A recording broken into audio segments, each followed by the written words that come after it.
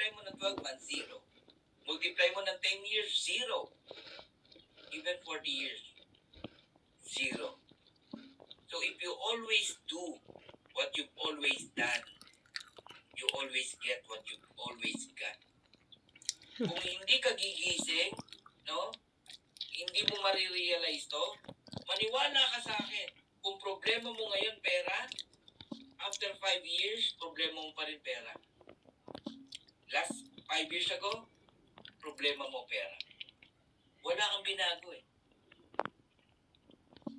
Hindi ka pa rin marunong mag-save. Hindi ka pa rin marunong mag-ingat ng kinikita mo. Nagigets niyo po? Kaya ang labanan, savings eh. Hindi yung kung magkano yung income mo eh. Ang daming network marketer, ang yayabang.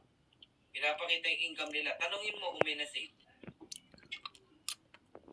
Wala. Pero nga isang networker, no? Hindi ko lang babagitin pangalan, no? Kumuha ng sasakyan, wala akong kaalam-alam, ginamit yung pangalan ko. Tawag ng tawag sa akin yung bangko, may utang daw ako, may loan daw ako, ganito, ganyan. Sabi ko, scammer to ah.